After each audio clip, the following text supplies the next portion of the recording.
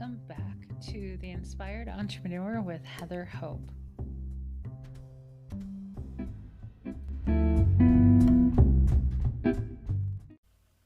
Hey everyone, it's Heather Hope again. Welcome back to another episode of The Inspired Entrepreneur. So, today is October 22nd, 2020. How are you doing? Let me know in the comment section where you live. Where do you live? I'm curious.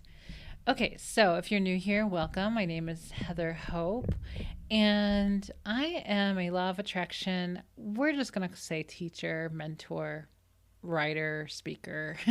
so, and I work with entrepreneurs with the law of attraction, basically. And I wrote this book called The Inspired Entrepreneur. I know if you have been listening to me religiously every day, I appreciate you beyond how I can express. And I know you listen to this introduction every day, like, oh my gosh. So maybe we can reel it in and just jump right in. But anyway, I wrote this book. The last few days, I'm like, it's got to be done. Like, I'm just putting the pieces together, like all the pieces of the beginning of the book. And it's been a while since I've written a book. So it's kind of like, what am I doing again? And then I got to send it over to my editor and the person who's going to format the book for me. So then I can send it off to be published and on my desk. And I can't wait for that day. So I keep visualizing it because I created the cover and it's beautiful. And so I can't wait. So this is 366 days of inspiration for the entrepreneur based on the law of attraction. So these are small messages, some of them are quotes from Abraham Hicks and Sanaya Roman and Bashar, that sort of thing. But most of these are basically posts and things I've written in the past couple of years that came to me while I was helping my clients and that sort of thing. So today's October 22nd. Let's jump into it. So this one hit me today as I went over to it. This is what I love about this book. I believe in this book so much because it's helped me. Every time I get into a place where I'm making decisions or I'm contemplating something, there's something going on in my life. When I click on this book, the Google Doc, and I go to either a particular day or just random, it it gives me the answer. And it's so amazing. That's why it's like the whole reason. I mean, this whole book was inspired completely. So very cool. So this is what I have to say for October 22nd.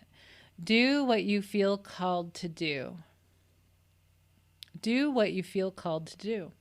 I see so many people checking in with everyone they can to help make a decision.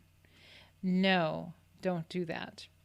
Do what you want to do. This is so vital. Source is guiding you.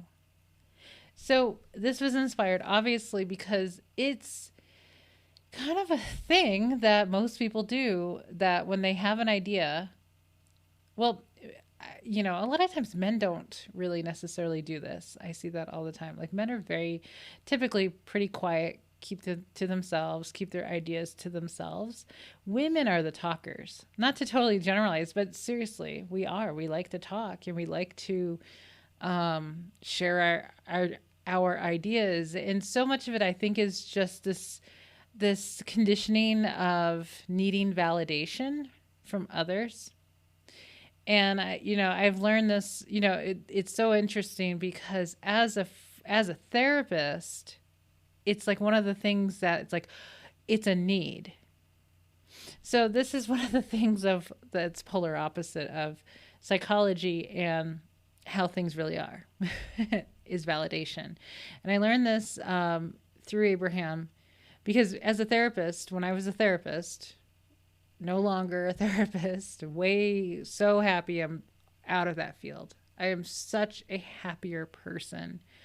I can't tell you how much happier I am that I'm outside of the therapy world, of the psychology world. It feels so free. Even though I enjoyed it at the time, it feels so free. and so light. I was like, there's no more heaviness within me. There's no more like, oh my God, so many things in that world. So this whole need of validation. So therapists teach couples. Like I was, what is it? It just dawned on me, I think yesterday. Like I forget all the things I've done. I forget a lot of things I've done. And one of the things was when I graduated with my master's in counseling. I also had a certificate in clinical counseling and a certificate in marriage, family, and child therapy. My major was actually child therapy. So I was a child therapist. I'm a trained play therapist and sand play therapist, all of that many years ago, like 15, 16, 17 years ago. But um but I was, a lot of my classes were in marriage and family, and then I went on to I studied with two doctorates, not in that field, but or not in that category, but anyway, or not in that major, but anyway. So the big thing is like that we teach our clients that we need validation, and it can get very toxic. I didn't plan on saying any of this. This is just coming to me now as I think about validation, as I think about how people are conditioned to check in with each other and get validation from each other. And it like set off a memory of, oh yeah, I used to teach that. I used to teach that. Now I'm teaching the opposite. That within couples, it's like you're supposed to validate each other, to feel worthy, to feel good. And that is conditional. I was married to a man that never validated me. Now that felt like crap because it was such a toxic belief, but it was a toxic relationship. But this whole, codependency of, we have to validate each other when in fact it's like, no, we don't need that validation. We don't need that external validation. And when you dig into that, oh my God, life's so much better. Life is so much better when you don't need validation from others. Let me know if you can resonate with any of this, because I know I'm saying things that majority of the population of this world would disagree with. And you know what? I don't care. I don't care about that anymore. And it's so cool because I used to care. Now I don't care. I'm just talking. It's my platform, blah, blah, blah. You know what I mean? It's like so bizarre. But, like, and I do have therapists and counselors who follow me. And they tell me that they're big Abraham people. And I'm like, how do you even differentiate this in your mind? If you go to a workshop, now, if going to an Abraham Hicks workshop is very different than listening to the audios because you get the entire, so I highly recommend when we're past all of this stuff that's going on and we get back to in-person workshops with Abraham, I highly recommend going to a workshop. Like this year in 2020, my goal, like my inspiration was to go to all of them. I was going to all of them. I started in December and started going to each one. And then I moved in the middle of going to one and then missed, it, and then COVID hit. So that I couldn't do it anymore. So I was like, okay, but they're really fun to go to. You hear the entire like day from start to finish. And because they refer back to previous conversations all the time. So when you go and sit live, you hear the whole message. When you just hear 15-minute clips, you're hearing just a fraction of it. So it's quite interesting. But anyway, everyone that I've been to 7 of them. Every time I'm sitting there, I hear Abraham knock therapists. It's really funny. I'm just sitting there like, yeah, I know. I get it. But anyway, we're not going to go down that road. But so let's get back to stop checking in with everybody. Now, let me tell you, I'm doing something new in my world. And yesterday's podcast, I was talking about, let's scroll back. Um, I talked something about talking to other people about their ideas. And I literally did that yesterday. I did exactly, it was in my vibration. This is why it's so important to know what you're talking about. Like, know what you're saying. Like, don't talk about subjects that you don't want active in your vibration. And that includes myself. I am not exempt from this. That's why being a coach is very difficult. I'm going to say it. It's difficult just because anytime something is mentioned or talked about, it becomes active in your vibration. And that is really important. It's important. So, as a therapist, all of that was just active in my vibration. And I was just not a very mentally well person. Um, so, anyway, so I'm pretty careful about, just topics that we talk about.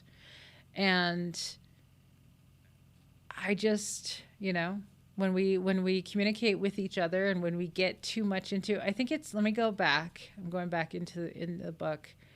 I think it's October. It feels like yesterday, but it wasn't. October 18th. Yeah, that's when I really dig into the whole mixed vibration, right? This hits home so much for me. It's October 18th. It's an Abraham quote, but it talks about not getting to mind your own business. Don't get so involved in the desires or beliefs of others that you cause confusion or chatter in your own vibration and compromise your own alignment. This happens all the time as a coach. This happens all the time as a therapist or anything like that. Anytime that you are speaking with a client for, a bit of time and you're talking about their beliefs and their stuff and all of that becomes active in your, like, it mixes, it creates confusion or chatter in your own vibration. So this is really hitting home with me lately of how much coaching do I want to do now? Because I have noticed in myself. So I'm going to leave it at that because I don't want to dig into that. But I'm just saying, when you get too involved in other people's beliefs, especially, like the things that people are talking about, the things that people believe in, the things like even what I'm talking about. But at least I know that, like, I know with complete confidence that what I speak about is in alignment with Abraham. I've been doing this enough that, like, I know, like, I'm super aligned and super, like, I know the message very well. I know Abraham's message super well. So I know I'm not doing much unless I bring a topic in, and I try not to. You know what I mean? Like bringing in an outside topic that, I really try not to do that. I don't talk about too many things because I don't want to bring it into your vibration. And so this is about, like, when you communicate with people, like, what are you saying to them? When somebody comes to you and they're like, "Oh, I'm thinking about doing this thing," and you have experience with it and it was a negative experience, what do you normally say to them? "Oh, don't do that. Oh my gosh, blah blah blah," right? And then it clouds their whole thing and, like, completely puts this, like, dark cloud over them. And their vibration is, like, not excited anymore. And then that now they have this preconceived notion of, like, oh, that could happen to me. Oh no, I better. And when we're over here, like, we're just trying to protect you and we're just trying to tell you the truth and we're just trying to do all this stuff, right? This is why we have to really just not talk a whole lot. Abraham says we talk too much. We talk too much that we talk ourselves into a pit, basically, or into a not a good place, basically. It's law of attraction. You know what I mean? Like, when you are on a topic for, when you get to 17, and, debatable on that seconds, but 17 seconds creates another thought like it. So you just create this momentum. So anyway, let's get back to the message. Stop checking in with people, with to help you make a decision. Because when you do that, they're going to tell you, most people will tell you what they think, right? And they're going to interject their own thoughts and their own beliefs and their own fears and their own anxiety and their own all that crap. We don't do that. You got to stop doing that. So like I said yesterday, I told two people something, an idea that something that came to me, and I didn't get the response that I wanted. And so how did that leave me? A little like, I actually got sick last night. And I don't want to talk about that because I don't want to bring that into your, you know what I mean? Like, that's what I'm talking about. Like, and I don't want to keep bringing it into mine. So I just stopped talking now. I don't need to tell my husband everything that goes on every day. I used to. I don't know why. It's a habit of like, I don't know why. It's a total habit to like rehash my whole day or the whole thing that went on. And typically men don't really want to hear it, but because they're not really talkers. Now, yeah, there's exceptions. There are men out there that are talkers, but not to be totally genderized or anything, but you know what I mean? So decide for yourself what feels good for you. Do what you want to do. Do what you want to do, not what everybody around you is telling you.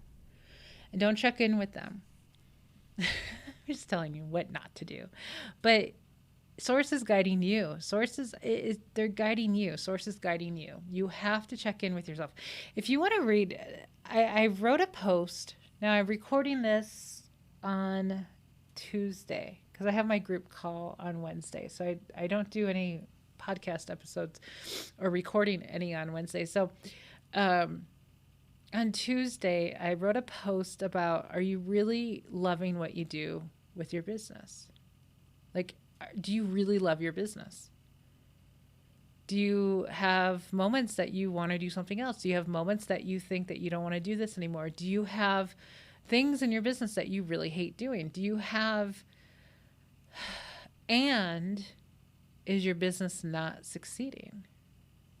And you're having all these thoughts.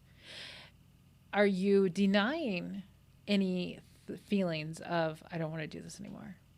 But are you trying to make yourself feel better? Or are you trying to make yourself fake the emotion until you make it? You know what I mean? Fake it till you make it. You can't fake your emotion. If you really don't like what you're doing, it's something that it's a life-changing answer. Now it can go either way. Like if your business is not succeeding like you want it to, and you're having all these thoughts, but you might be like, well, I'm just not in alignment. Get into a vortex, and then I feel, but if that takes a lot of work to do that, you may want to ask yourself, is there something else I want to do? Am I denying something else just because I think what I'm doing will pay off, and that's why I'm doing it, for the payoff? Anyway, lots of questions, but it was it's a deeper post because it came to me this morning. Some thoughts came to me, and sometimes you just have to check in with yourself and be honest. Do I really love what I'm doing? Does it cause a lot of stress for me? Does it cause a lot of annoyance? So anyway, that's another topic. So do what you want to do. Do what you feel called to do. That's all that's important. Don't check in with everybody about it, because they're going to tell you all the cons and all that. You know what I mean? You can't. You have to listen to yourself and your guidance. So, okay, guys. So I'm going to let you go. Have an amazing rest of your day, and I will talk to you again tomorrow. Bye-bye.